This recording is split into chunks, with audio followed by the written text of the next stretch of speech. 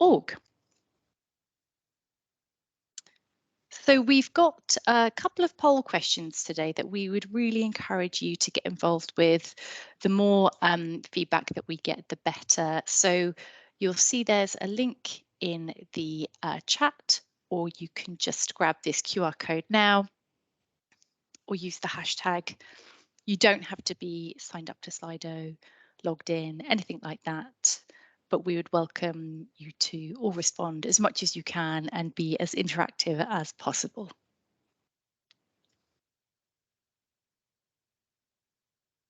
And I'll move to the agenda today.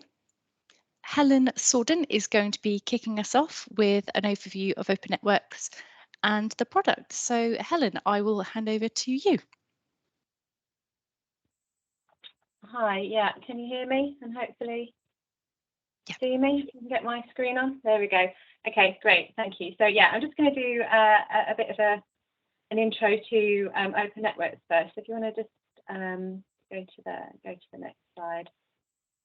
So yeah, first established in 2017, so 5 years ago now. The Open Networks program is working with networks and the industry to lead the transition to a smart and flexible energy system that will enable net zero. So to do that is looking at opening and really widening local flexibility markets to demand response and renewable energy, helping customers connect faster onto networks, and alongside that, really opening up data and access to information that will enable customers to identify the best locations to invest on networks, and also delivering efficiencies between network companies through collaboration and knowledge sharing to operate secure and efficient networks.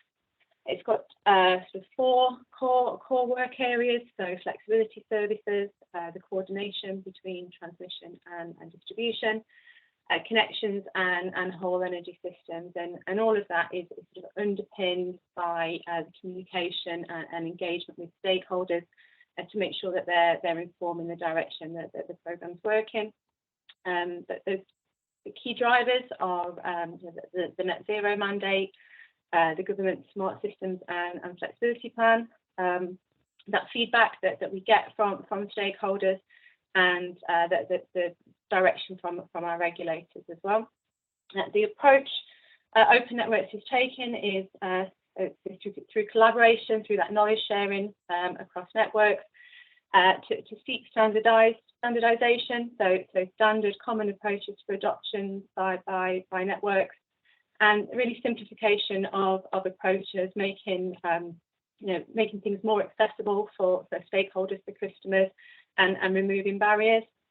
And again, that sort of transparency along with that, so transparency of the work that Open Networks is doing through the programme, and also that ongoing transparency drive for network operators, and also fairness, so sort of an agnostic approach, so that all customer types or demographics are treated in a fair way. So yeah, I think that covers it sort of for the. So sorry, I'm being brief. I don't want to take up too much time away from the sort of core of the presentation today, but it sort of covers our Open Network slide. And I think if we just go to the next slide, it's our first Slido question. Yeah, so hopefully you've all got access to the Slido.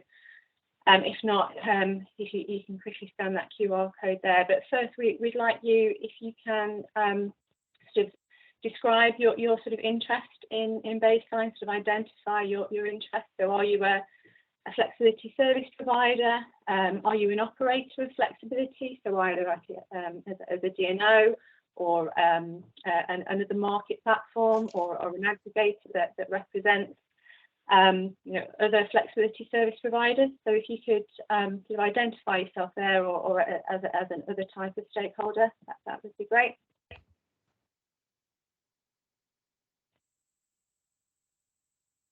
Give it a. And that's live now.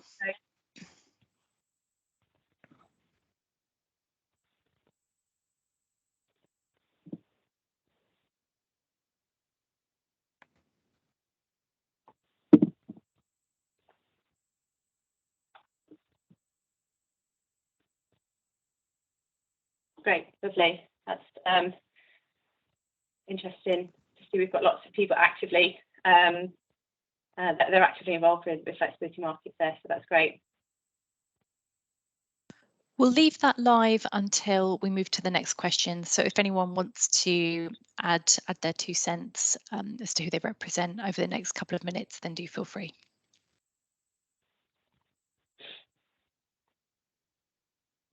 Great, thank you. So just going to give a bit of background to baselines and the work that the P7 project has been doing over the last few years before I sort of hand over to the transition team, who are going to go into more detail around the tool and the sort of the collaboration work that we've been doing through Open Networks and transition. But just to give a little bit of background here before we move to that. So just sort of around baselines in general. So we use baselines to establish the base load of an energy resource that's connected onto the network. And from that base load, we can measure a delta or a change in response to determine the level of response that's been delivered. And baselines are really fundamental to flexibility markets. They're used to establish for the service provider the sort of expectation of delivery that they're required to deliver. It's used to enable us to verify the delivery and the level of delivery that's been received, and it's also used within the methodology for calculating settlement. So having a sort of a fair, justifiable baseline methodology is really sort of important to enable that market confidence and that participation that we require from sort of, especially within emerging markets, in distribution emerging markets, really helps build that market confidence for participation. So on the right there, I have got a really sort of basic example of a baseline that's been put in use within a domestic demand turn down scenario. And it shows a baseline, the blue line there, that's been calculated using an historic example of a baseline. So that could have been using sort of weekly historic data or monthly historic data, or even historic data from the same time period a year prior. And there could be other sort of parameters that can apply to that baseline, such as data exclusions or exclusions of sort of outliers within the data set. So it's those sort of parameters that this work has been looking at, sort of standardizing across DNOs. And then within this graph here, we've also got the orange line, which shows the load on the day of the event. And the red lines there are the start and end of an instructed event to this provider. And as you can see, there's been a sort of a change from that sort of average base load where demand has dropped, and it's the sort of the delta between that load and that baseline that is the volume of service that we would measure and calculate settlement against. So yeah, I won't go into that into detail for the interest of time, but there's a lot more examples that we'll see throughout the course of the presentation today. So if you can go to the next slide for me.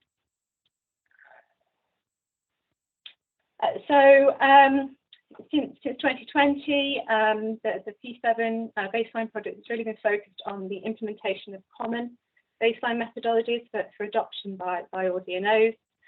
This was a concern that was raised by stakeholders around the inconsistencies between different DNO baseline methodologies. Sort of the aim really is to increase that transparency of baseline methodologies that are in use and improve stakeholder confidence in the methodologies that DNOs are using.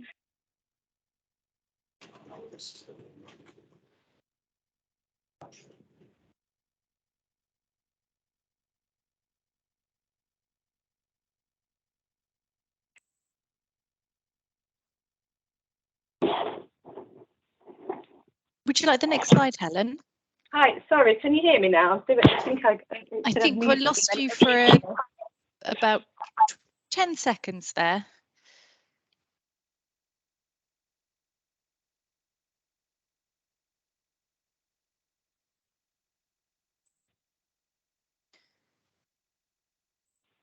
Can you hear me now? Yes, we can hear you. Yeah, it keeps saying I've been muted. I don't know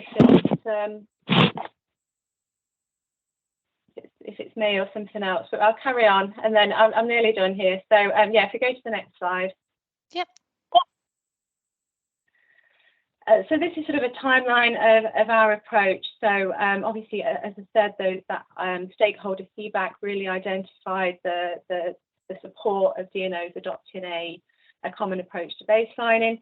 So in 2020, the P7 product initiated, and we appointed consultants, DNVGL, to do some research on existing UK and international baseline methodologies, and engage with our stakeholders to really identify the priorities that they wanted to see to come through those standardised methodologies, and ultimately recommend some common approaches for DNOs to move towards a standardised approach. So that was done in 2020, and in 2021 we further consulted with stakeholders on those recommendations from DNVGL, and finalised the sort of standard common methodologies that we are looking to adopt. And in order to adopt that, we've been working this year with the transition team to sort of build and publish a tool that will enable both DNOs and FSPs with the support of the adoption of those common methodologies.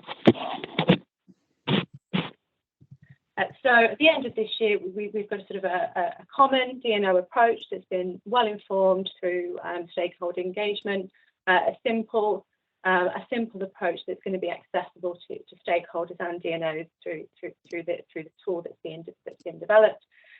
We've also established sort of ongoing governance to manage updates in respect of any future developments around baselining. So that could cover, innovation projects that DNOs currently have underway. As new technologies start to participate in flexibility markets, we may see the need for new baseline methodologies, and also just sort of the DNO experience and service provider experience through sort of operating these methodologies as well. So next slide for me, please, Emily. Thank you. So some of the key outcomes that have come out of this work. So, as I said before, we've done that extensive engagement that was undertaken with flexibility service providers, and the sort of key values that came out of the engagement was that we need a simple approach, and it needs to be inclusive of all varying technology types.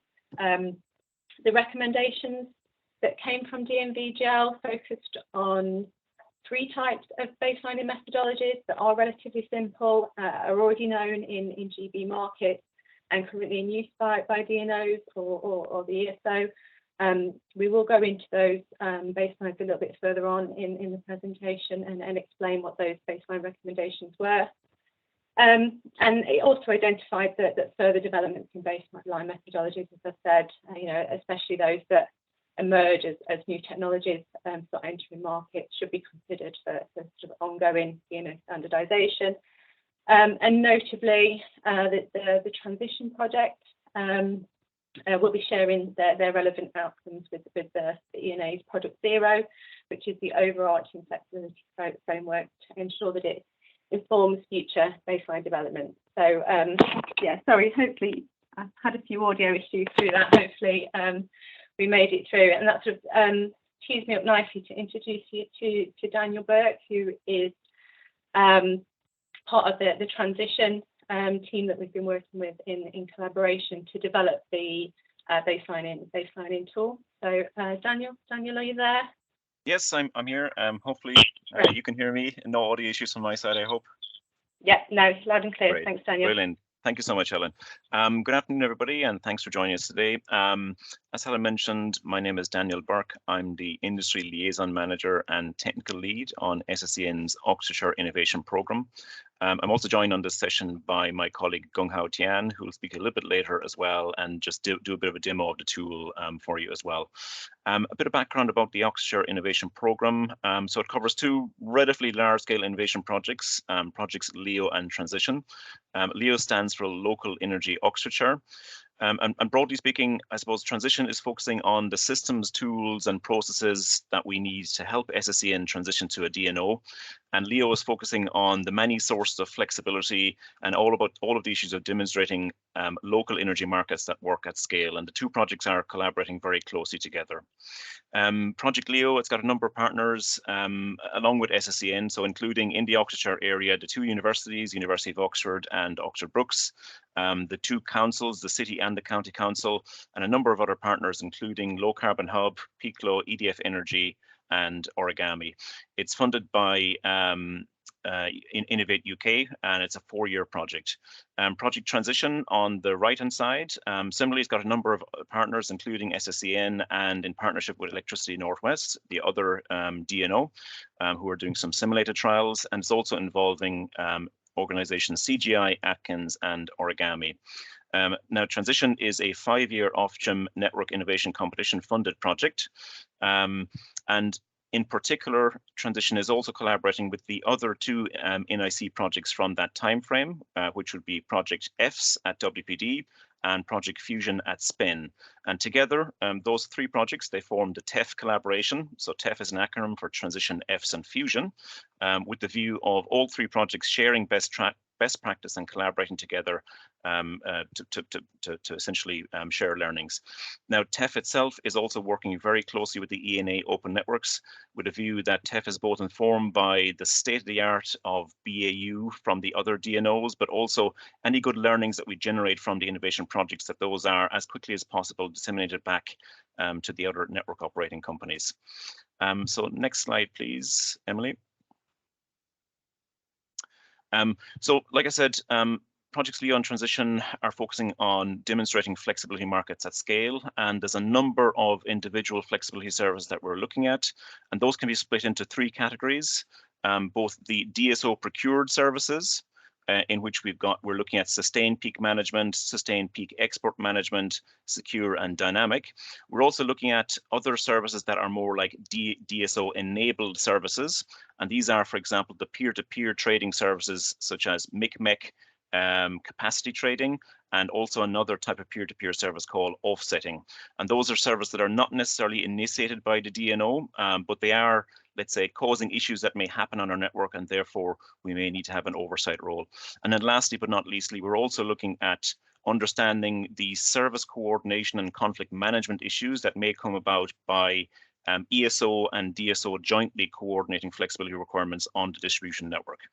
Now, all of those things are relatively complex issues, and in order to, I guess, to study and develop and demonstrate those things in a good way, we are developing a number of new tools and platforms in support of the trials that we're running. Next slide, please, Emily. And so just to give a quick high-level overview of some of those new systems and tools. So there are 2 main platforms that we're looking at. On the left-hand side, you can see a green box called a neutral market facilitator. So that in essence is sort of like a flexibility platform whereby the DNO can engage with wider industry actors who are both providing flexibility but also requesting peer-to-peer transactions on our network. We also then on the right-hand side have a number of internal DSO type tools. So for example, we're looking at demonstrating an operational forecasting tool that will give a view of system demand and generation patterns at nodal level in a time frame of hours and days ahead of real time. We're also taking on board the best view of real-time network connectivity in terms of outages and faults and things like that from other databases and systems.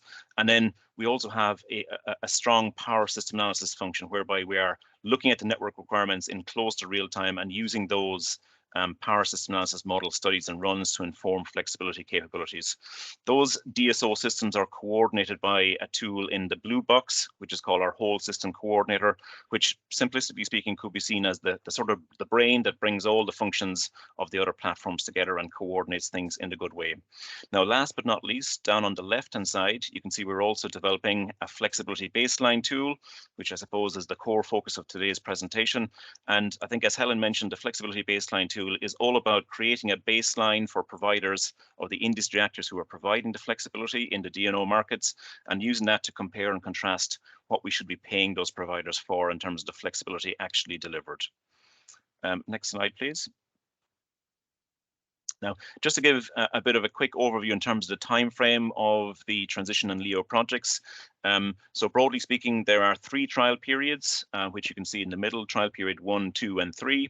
Trial period 1 has actually just finished now, and we are getting ready for trial period 2 and already planning ahead for trial period 3. So broadly speaking, I guess with 3 consecutive trial periods, what we're hoping to do is, with any learnings or let's say outcomes of the earlier trial periods, that those can further inform the development of the development of trials and tools, such that the learnings can be incorporated over time. And I guess in the context of the baseline tool that we're talking about today, the baseline tool has been used already in the functioning of trial period 1, whereby we have used that, let's say, to baseline and settle the flexibility provided for those services I mentioned earlier. And Gung Hao, my colleague, will give you a demonstration on how we've done that with some of the providers later on in this session. Next slide, please. So, and this is my last slide before handing over to TNEI. So largely speaking, I suppose the background to the collaboration that we've been working on. So we've been working on the development of a baseline tool for a number of years now. And we've been working with, in particular, TNEI consultants under contract to us to develop that tool. Now, the requirements for that baseline tool have been informed by previous work that Helen mentioned from the ENA Open Networks.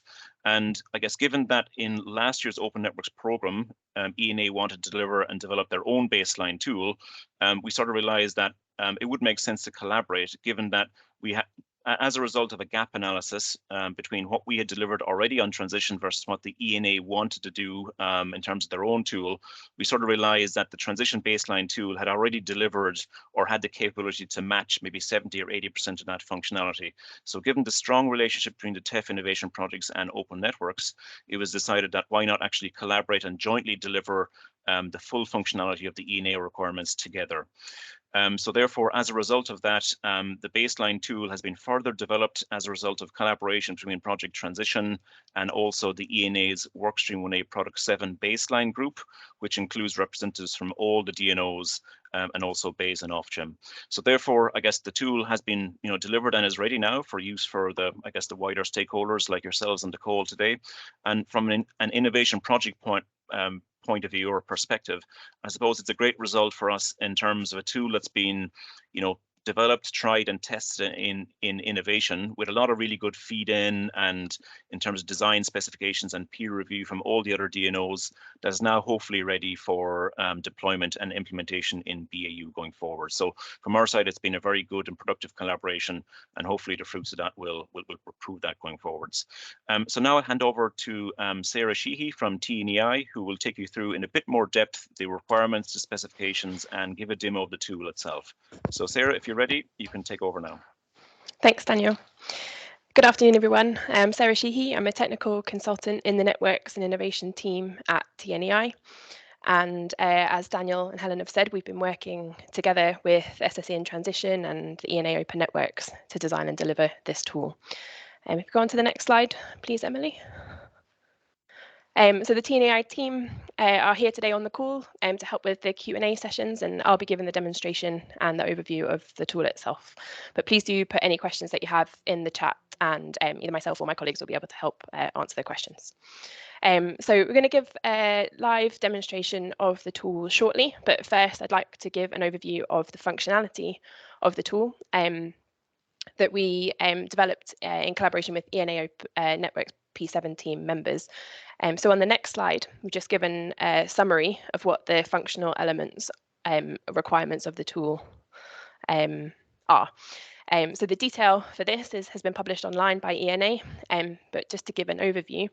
So the tool itself has got 5 methodologies implemented. These follow the recommendations made by DNV that Helen mentioned earlier. So we have 3 methods that are using historic data. One method is a nomination baseline. We'll go into a bit more detail in the next couple of slides. And another one is a zero baseline. So some of these have some user configurable parameters, for example, specifying the asset location so we know which bank holidays to use, and also the convention of the timestamp. So does the data, the measured data for the asset refer to the start of a time period or the end of a time period? And we also have some parameters configurable for the historic methods, which I'll show shortly. The tool is hosted online, and as you'll see, it has the logos of the 3 organizations that were involved in its development in the branding. We have also published a package for DNOs to use so that these calculations can be integrated with other platforms for flexibility market operation. The tool itself doesn't store any data, so when a user uploads the data to the tool, calculations are performed on the server and the results are sent back, but no tool is stored by, the tool doesn't store any data itself, and we also don't store any cookies in the browser or anything like that. So when the user uploads data to the tool, we have some handling of any missing data or any errors, which you'll see. And then on the next slide, Emily, please. Yeah, so this just gives a bit more of an overview of what data requirements we have. We can, the tool can accept data from generation or demand or a storage site or a site that maybe has a mix of assets. There are some input data requirements which are specified in the user guide and also in the data templates that we have on the tool. And then we have some the different outputs as well. And so that just gives an overview of what was required for delivery in the tool. On the next slide, there's a summary of the methods that we have in the tool. So we have 3 methods that use historic data. So these are a mid, 8, and 10, which uses the 10 most recent eligible days of data and selects the middle 8 of those for calculating the baseline. Then there's a similar method to that, which includes the same day adjustment. So this means that the trace that we get for the mid, 8, and 10 is then scaled up, moved up or moved down based on what the asset was actually doing on the day, so that those that baseline estimate matches the behavior on the day of the tool itself. And then we have a configurable version of that historic rolling baseline where the user can define the number of days to use and the number of hours to use for the same day adjustment. The other 2 methods in the tool, one is a nomination baseline where a user can upload a self-declared baseline, and then the final one is a zero baseline. So I think we'll take a pause here for any questions before we go on to the live demo.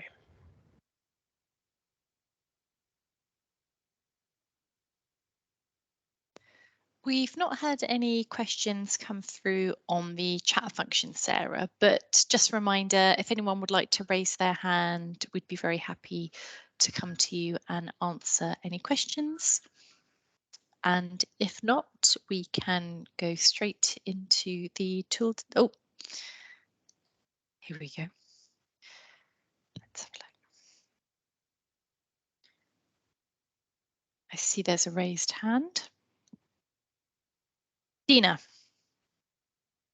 Hello, my name is Dina. I'm product manager at Opus One Solutions. I just wanted to ask, with the historical baselining approach, how do you deal with the measurements adjusting for delivered flexibility? So us, the DRs, if they deliver, then that will shift the historical baseline, and it will not represent necessarily what they would have done if they didn't participate in flexibility markets. Yes, I see what you mean. So the detail for the methodologies is published in the mathematical specification, which is online on ENA's website. But to answer your question, any previous days where the asset has provided flexibility are excluded from those from the historic baselining calculation. So this means that if we would exclude the data from a particular day and then look back for an additional day to include in that 8 out of 10 method. Okay, thank you.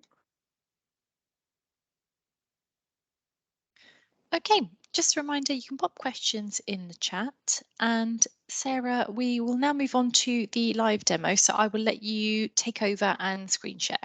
Great, thank you.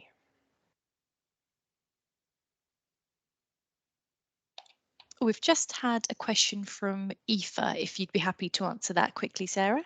Yep. Go ahead, Aoife. Hi, Aoife Bradish here from ESP Networks in Ireland. We're the DSO over here, and we're just embarking on our flexibility pilots. And does the tool allow for aggregation of asset baselines up to a unit level? Do you mean for several assets to be calculated at once? Yeah, so we're taking a baselining approach at the minute using historical data, but based on the previous year at the moment for our pilot. But we're going to be aggregating baselines at the asset level up to the unit level and measuring the unit. Okay, no. So at the moment we have designed this for an individual asset. If you had Okay. aggregated data, let's say for the combination of assets, you could upload that to the tool, but the tool itself is expecting data for one asset to be Okay, uploaded. so you could aggregate all the data beforehand and then upload it tool. exactly. Yeah, and it would Okay. follow the same method. Yeah. Thank you. You're welcome.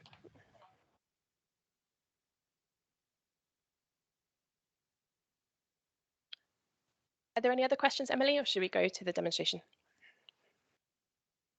We've actually got a couple of questions in Slido. So what I might just do, Sarah, if you'd be happy, is I'll just read these out. And actually, I think this can pretty much go across the different speakers. So how is a nominated baseline a fair methodology? Could it be tweaked in favour?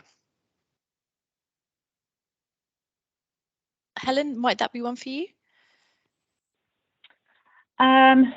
Yeah, so I guess any nomination baseline that agreed to be used will be done in agreement with the DNO that's awarded a contract to that provider. So yeah, there is opportunity for gaming, certainly within certain aspects of nomination baselines, but it may also be a nomination baseline that's been prescribed by the DNO as well. So yeah, it really has to be done in conjunction, in agreement with the DNO in those circumstances. Yep. Thanks, Helen.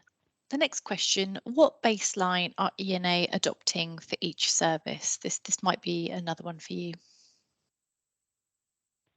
Sorry, can you read that one out again? Yeah, no problem. What baseline are ENA adopting for each service? So by service, I assume we mean the product type. So different the DMVGL recommendations do recommend products that would be better suited to different baseline methodologies, where historic being probably the default for all product types, but where there's not enough data, or data is inconsistent, or it's a type of asset where historical data isn't appropriate, then it would be more appropriate to use the nomination baseline. And for services that are looking for more dispatchable generation, then a zero baseline is probably more appropriate. So it's not necessarily a relationship to the product. It may be more of a relationship to the service type or the technology that's providing that service. But there are some sort of high level recommendations in the DMVGL recommendations, which we are sharing a link to on this slide if anybody wants more detail. But again, the agreement of the baseline that will be applied to a provider service is in conjunction with the DNO, and they'll agree what sort of appropriate baseline should be used for the type of service that's being delivered and the type of technology that's delivering that service. Thanks, Helen. We've just got a couple more to get through. So how does the baseline look at temperature sensitivity, e.g. flexibility from heating systems? That might be one for the wider TNEI team. I don't know if that's something we looked at the moment, or maybe a future development that they're considering. Yes, so the tool at the moment doesn't consider heating or any heat sensitivities, but we are continuing to work with transition on further methodologies for baselining. For example, looking at other methods where you could take in additional data around the temperature or weather conditions and things like that, rather than just rather than simply using the historic data itself. So it's not something in the tool at the moment, but it is a consideration for future development. Thanks, Sarah. We've got one final one, which might again be for you. Can flexibility providers select the most applicable baseline to their technology? I think that maybe goes back to what I said in response to some of those previous questions, that using the tool, you can select, as a provider or user of the tool, you can select any methodology within the tool, but in order for settlement, that methodology has to be in agreement with your DNO and will be prescribed through the contract, or changes need to be made. That'll be through negotiation post-contract. So yes, hopefully that answers that question. Thanks, Helen. Yep, I hope everyone's questions were suitably answered. If you have any follow-ups or additional questions you'd like to ask, do feel free to pop it on the Teams chat and I will keep an eye on that. And in the meantime, I'll hand back over to you, Sarah. Great, thanks, Emily. So we're now going to go through a demonstration of the use of the tool. So as you can see, the tool is hosted online, and you can navigate to the tool directly, or is also available through the Flexibility Services page on ENA's website by clicking the link here. So when you open the tool, you land on this pop-up page, which gives a bit of additional information about the tool. It also provides a user guide, which has also been published as a standalone document on ENA's website as well. So what you can see here, we've got about this tool, then we have what does this tool do, and then the final section is how to use this tool. And as you can see here, this is a section by section, step by step, how to use the tool itself. And if we close this pop-up at the bottom, it takes us to the tool, and we can reopen the user guide and the pop-up by clicking on this About button here on the top right hand side. So as you can see on my screen here, we have a few different areas in the tool. So we have 3 different buttons on the top right hand side here. The About button is the pop-up with the user guide. There are some settings that we can set here. So these are global settings that we need to specify before we use the tool. One is the section of the country where the asset is based. So this is used in selecting bank holidays for use in the tool, in the calculations. We also need to know whether the timestamp indicates the start or the end of the period for the measured data. And then this last one is tooltips, where the tooltips are displayed in the tool. So that is for when you hover over a different part of the tool, a small description shows up, and they are set as on by default. As you can see now, if I hovered over, it would tell you what to do in this section of the tool. And then this last button here gives an overview of key contacts and provides links to the other documents that we've discussed, including the mathematical specification, the functional specification, and also the printed version of the user guide. So if we have a look at the top bar across the screen, you can see that this lists each of the methodologies that are available for use in the tool. We have the first 3 are the historic methods, then we have nomination, and then we have zero. And each of these requires some input data and some data uploaded by the user. The historic methods just have 3 upload boxes, but if you select on the nominated one as well, then we have a 4th box at the bottom there, which allows the user to upload their nominated baseline. So then if we have a look at the inputs over here. So the left-hand side of the screen shows each of the input requirements for calculating the baselines. So we first need to specify the asset type. So do we have demand, generation, or storage? And this tells the tool what sign convention to expect in the data. So we have demand as negative, generation as positive, and storage or a mixed site could be both. We then also need to specify the constraint type. Below this, we have boxes for uploading data to the tool. So we need 3 things for the historic methods. We need some recent data for the power or energy readings as asset output from the asset. We also want to know when the flexibility event is that we are calculating a baseline for. And finally, we also want to define a required response for that flexibility event. So that can either be done via a data upload, or it can be done by specifying a value in this box here. And as the tool is sort of being used by a broad range of people, we've also included some data templates that have example data in the tool. So each of these download buttons here has a data file which you can download and use in the tool. This data has been taken from National Grid ESO demand data and is for a month of data from last year. So this can be used, downloaded and used in the tool itself. So they're the input requirements that we have. Once you've uploaded each of these, some results will appear in what is currently a big white space in the middle of the screen. So I'm just going to upload that data now, and we can have a look at the results.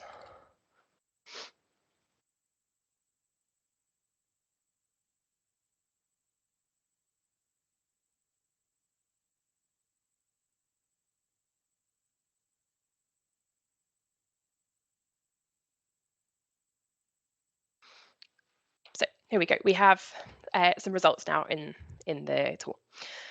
So we present the results as in this performance assessment section. There are a few different ways in which we present the result. This graph at the top here is an interactive graph that shows the results for a particular day of data that's been uploaded in the tool. As you can see, we have a number of traces here. We have the measured data in green, the baseline estimates in blue, the blue envelope that you can see around the baseline estimate for the mid 8 in 10 method shows the maximum and minimum of those 8 days that's been used in the calculation. Then the yellow line is the response, and the purple line is the required response. And as you can see, this yellow box in the background shows the event window, the time of the event window for the flexibility event.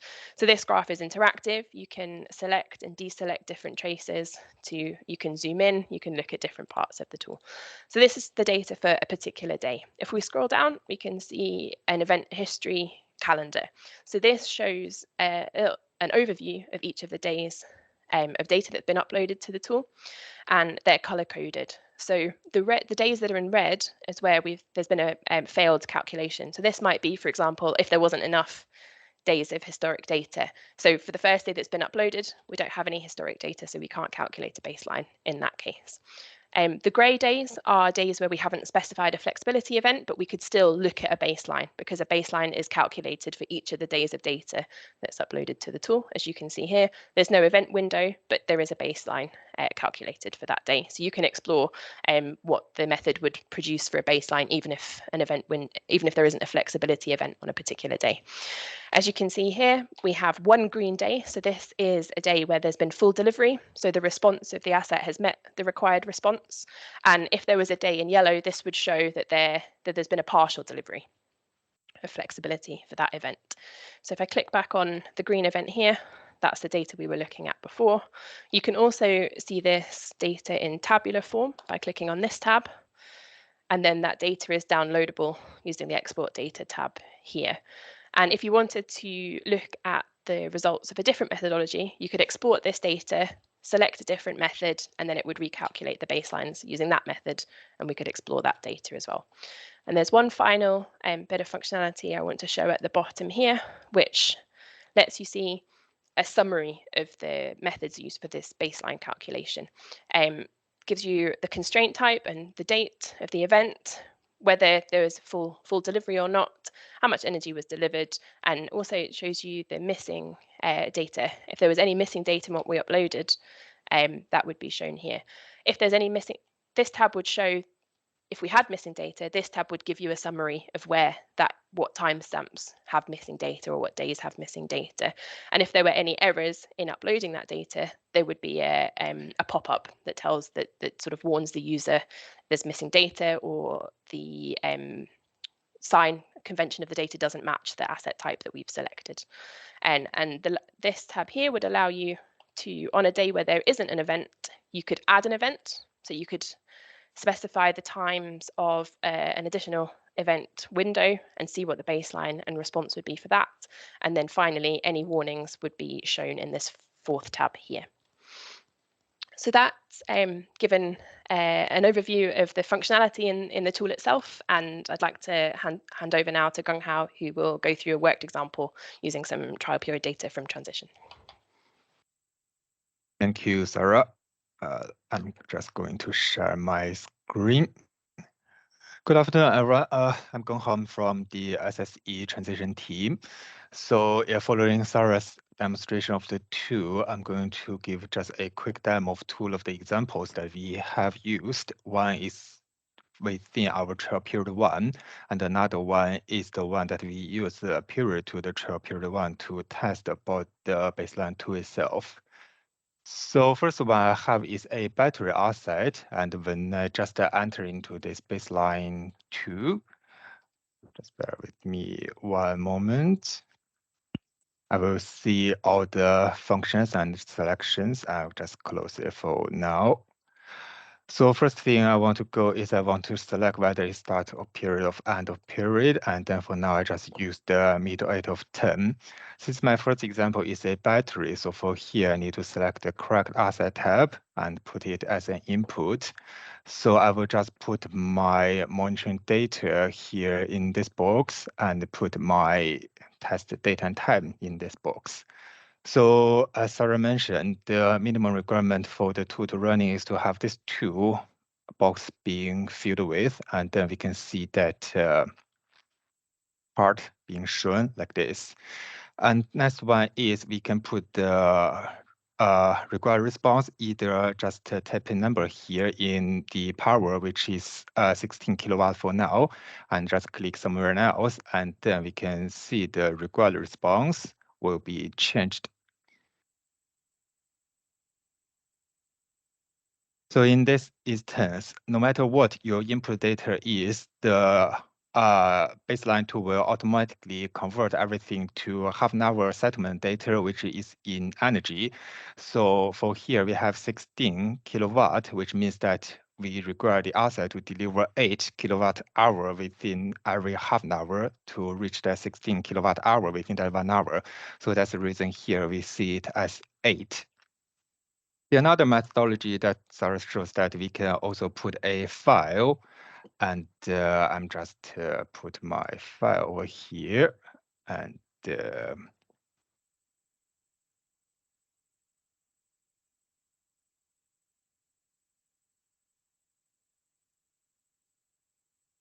we can see now the required response is like much more aligned with the response. It is because my file just shows, that tells me like what is required during the event period, where this number just tells me, okay, I want this number, and the required is treated as for the entire time of life. Another example I want to show is about a demand side response. So for this time, I will put like another methodology for now. Since the thanks one is a demand side response, so I put a demand here and put an input constraint types as well for now. I put my monitoring data file in the first one, and by the way, the monitoring data file will be like this. So there will be 2 columns. First one is the local time, shows the date and time. The second one shows the readings. And for the second one, event window, I will just drag my second file here. And the event window will be like this. So it tells you when the event happens from what day, what time to what day, what time. So the template is available as per Sarah mentioned. You can download it from here. And for this instance, I will just put my required response in a number. So now we have the graphical view of this required response, but it's not very much clear. We can see that the response does not meet our requirement, but we also want to see how much does the RSI deliver exactly. So we can click the tabular and we can see the exact number. So no matter what method you put as the required response, the baseline tool will always just show the required the flexibility event time that is specified in the second box. So for here, we can only see that this 2 time stamp. And when we click the export data, it will tell you to download a Excel sheet, and the file looks like this. So within this one, we have a few different columns showing the different things, tells you the time, the measured data, the baseline data, and what the response is. And we can see that only for the flexibility event for this instance, it will be on this time. We have the data of the response and the required response. And for the event to indicate, one is indicating there is a flexibility event, and also tells you what the constraint type is. So yeah, that's just a 2 quick demonstration from my side. And thank you. I will hand over back to Emily. Thanks, Gung Hao. Okay, we are going to move on to a couple of new poll questions now.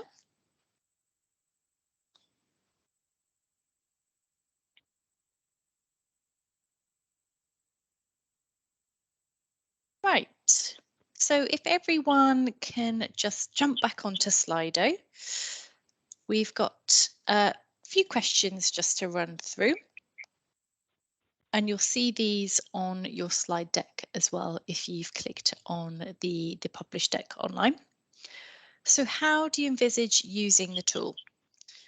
So for education around baselines only, to calculate my baseline ahead of service provision, to verify my service provision post-event, or all of the above. So it looks like all of the above is most predominant at the moment. We'll just give it a few more seconds and would encourage everyone, if you've got time, to come on and have your say, give your response.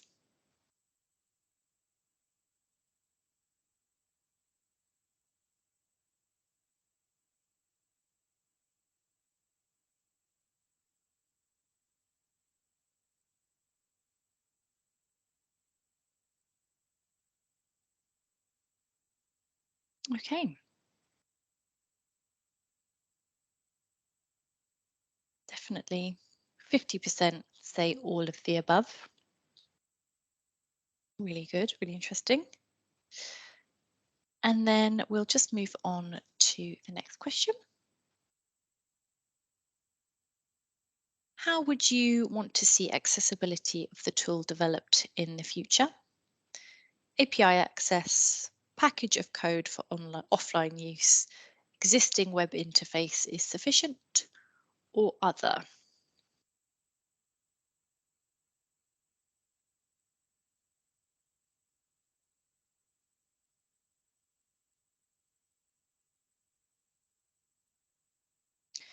Again, we'll give it just a bit more time and see what the feedback is.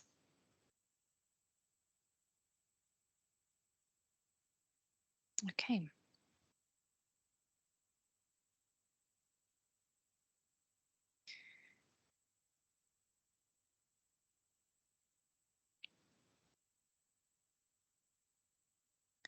So fairly strongly API access there.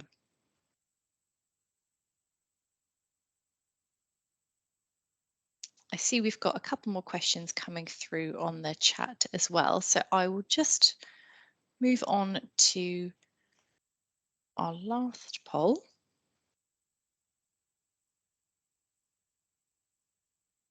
which is an open response. So are there any improvements or additional features within the tool that you would like to see in the future? So this will be done via a word cloud function. So as you'll be aware, that the more responses that we get for specific things, the larger the word will be. So we welcome any recommendations or additional features that people would be interested in seeing. Good point. And we'll leave this open as well for the rest of today if you do want to have a think. And as we go through next steps as well and kind of wrapping up the webinar, do feel free to add it on there, and then we can always revisit this again. So there we go. Greater range of assets as well is another recommendation. So I see we have also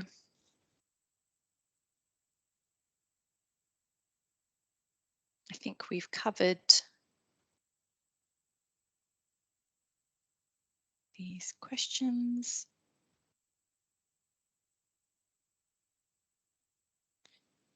Helen, I think there was just one question here. I don't know if we answered this one. Does the tool determine if the required response is realistic and based on the data submitted? Maybe Helen or Sarah? Sorry, no, I didn't see that one come through. That probably is for Sarah, I think that one. So there's no assessment of the required response itself, as that is an input to the calculations, but you would be able to see on the graphs if that is let's say significantly higher than the response of the asset itself. So I think that would be something that would then be part of the agreement for flexibility rather than the calculation itself, because it's taken as an input. Thanks, Sarah. So hopefully that's answered the question. And we'll just jump to next steps. Back over to Helen, I believe. Yes, thank you. So now the sort of tool has been delivered and is available and accessible through the ENA's website. The handover activities sort of need to commence between DNOs and how they're going to implement these standardised baselines and the use of the tool and the methodologies. So each DNO will have a slightly different approach to how they implement and integrate the baselines, and that will depend on existing systems that they're using for flexibility and how they need to integrate them into their existing systems, and also integrating the requirements into contractual arrangements as well. But collectively, DNOs have agreed that they are targeting August 2022 for the completion of these implementation activities. Open Networks Product Zero, which is the overarching framework for flexibility, is going to continue to monitor progress of the implementation and collate sort of DNO and stakeholder feedback following the publication implementation to assess if Open Networks should revisit this product in the future, if more development needs to be done, and how, what the most appropriate way of doing that in the future could be. So there is a bit of a timeline there, which just sort of portrays what I've just described in terms of that implementation. So yeah, DNOs have had access to the code, the Python package, since the tool was finalised at the end of February, and yeah, sort of working along those those implementation and integration requirements between now and August. So yeah, that's it really in terms of next steps. I think we have got another slide. I don't know if it's here or if it's after the Q&A, that does include sort of links to where the code is, to where the tool is, sorry, links to the baseline report that I mentioned earlier, that's got that sort of full table of the recommendations from DNVGL, and you know, also those mathematical calculations and the tool specifications. So it links there to all of the published materials that we've worked on throughout the course of the product, and the published materials that support the tool as well. So I think that's it really, isn't it, Emily, for presentation? Just time for a bit more Q&A.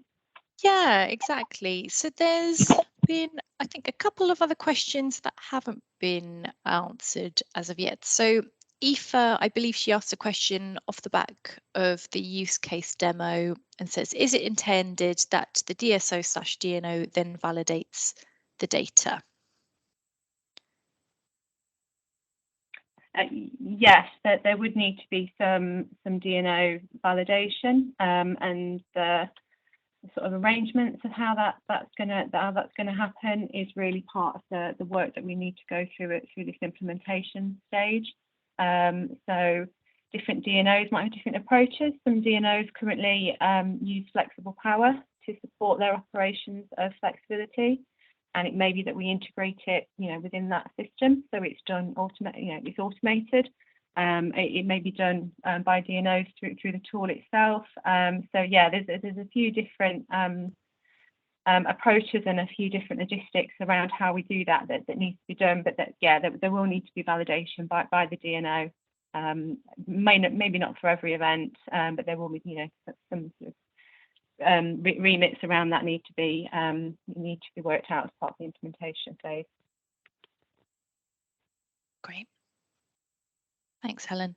And then there was just a final question on just going back over how the nomination baselines are validated. I think Dina missed the explanation for that. So, sorry, is that question in the chat? Yes, so from Dina S, I didn't catch how nomination baselines are validated. So it will depend on the agreed nomination remits. So they'll be validated through the tool with the data that's provided into the tool by the user of the tool, but the remits of that data will need to be agreed with the DNO so that they can then be validated by both the provider and the DNO. Does that make sense? Yeah, hopefully that answers Dina's question. I'll pop the Open Networks email in the chat as well in case Dina did want to do any further follow-up on that one. And then question from Thomas, so this might be one for TNEI. How long a time series should be submitted for each data file? Is it just a single day or a whole year? Should the time periods align, or does the event window need to be in the future? So to cover the first question about how long a time series should be submitted, so for the measured data, we need a minimum of the 10 days of historic data to form a calculation for the particular event window. If the event window was going to be in the future, then the data uploaded could be forecast data of the future, a future several weeks, with the event window included in that time. But if it's historic data, let's say leading up to an event that was yesterday, then we'd expect to see at least 10 days of data, and it can accept different granularities as well of data, whether the timestamps are like every 15 minutes or every 5 minutes. But those data requirements are given in detail in the user guide, Thomas, which might help a little bit in reviewing the data that you're trying to upload to the tool. But if you have any other questions, do let us know. We do need for the measured data itself, we do expect that that the timestamps are consistent, so we don't move, for example, from 5-minute measurements to then 15-minute measurements. The tool assumes that the timestamps of the data are all 5 minutes. So that would then think that there's missing data. So it might be that there's there's some missing timestamps in the data that you're uploading, which is affecting the tool. But if you have any other problems, do let us know, because we obviously want to handle as many of these errors or issues as we can. We tried to capture as many as possible during development, and there are a number of windows that pop up to tell the user of different warnings. But we obviously haven't seen every possible thing that might happen. But please do check the user guide for the more detail on the data itself. Thanks. Yeah, I've got the user guide open and I'm trying to follow it through as fast as I can, but it's difficult when I've got green nodes in bars on each of the 3 ones, but then I just have a blank white screen, so I'm not sure what's not right. Anyway, yeah, I'll pick it up with the email address. Okay. Yes, there's an email address in the contact button if you do have a problem. Thank you. Sarah, this might be a similar question we've just had through on Slido. Is this envisioned to be a monthly process for settlement or on another timescale? Sounds fairly similar. So at the moment, as it's being used in transition, it is monthly with the way the trial periods are happening for transition at the moment. So the sort of file sizes and everything like that are limited with that in mind for that use case. But if it's at a different frequency that is sort of slightly longer or slightly shorter, the asset, the tool itself should be able to handle that asset data if it's within the file sizes that can be uploaded to the tool. So at the moment, it's being used sort of after the event to calculate the baseline and then the response. But like I said earlier, if you are looking at a future event and you want an estimate of what the baseline would be for an event in, let's say, a couple of weeks' time or a month's time, then the measured data that you upload to the tool should then also be a forecast to cover that time period. So it can be used either way. Great, thanks, Sarah. So I've just brought up the word cloud just to have a look at some of the feedback in the last minute or so. If any of the speakers had any initial thoughts or feedback on these suggested features or improvements. I think they're all really good suggestions, I think. Yeah. Lovely. Thanks, Daniel.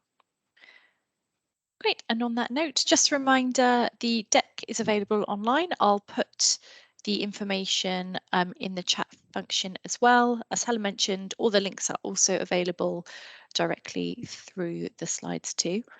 And I'll say thank you very much to all the speakers and to everyone for joining. And have a great day, everyone. Thank you. Everybody. Bye-bye. Thank you, everybody. Bye. Bye. Thanks, bye. Thanks. Take care. Thank you.